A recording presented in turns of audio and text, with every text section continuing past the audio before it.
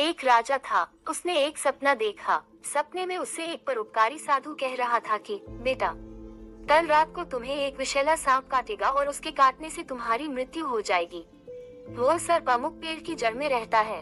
वो तुम पूर्व जन्म की शत्रुता का बदला लेना चाहता है। सुबह हुई। राजा सोकर उठा और सपने की बात अपनी आत्मरक्षा के लिए क्या उपाय करना चाहिए, इसे लेकर विचार करने लगा। सोचते सोचते राजा इस निर्णय पर पहुंचा कि मधुर व्यवहार से बढ़कर शत्रु को जीतने वाला और कोई हथियार इस पृथ्वी पर नहीं है। उसने सर्प के साथ मधुर व्यवहार करके उसका मन बदल देने का निश्चय किया।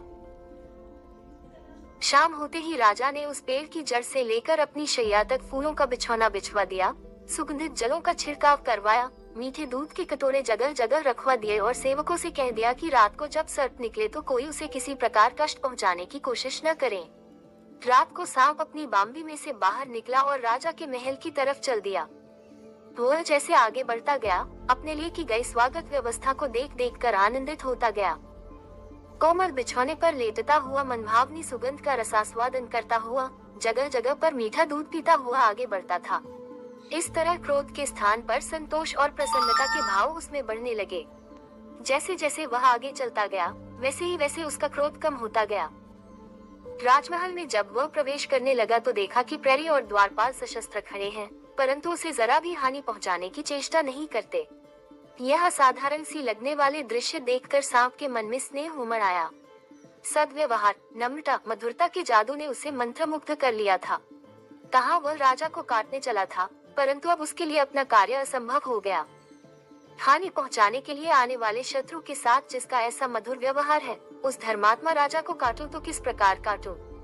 यह प्रश्न के चलते वह दुविधा में पड़ गया। राजा के पलंग तक जाने तक सांप का निश्चय पूरी तरह से बदल दिया। उधर समय से कुछ देर बाद सांप राजा के शयन कक्ष में पहुंचा। सांप ने राजा से कहा, राजन, मैं तुम्हें काटकर अपने पूर्व जन्म का बदला चुकाने आया था, परंतु तुम्हारे सौजन्य और सद्व्यवहार ने मुझे परास्त कर दिया।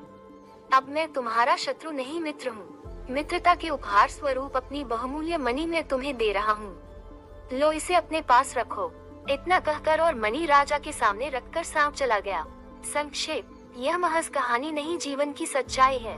अच्छा व्यवहार कठिन से कठिन कार्यों को सरल बनाने का मादा रखता है।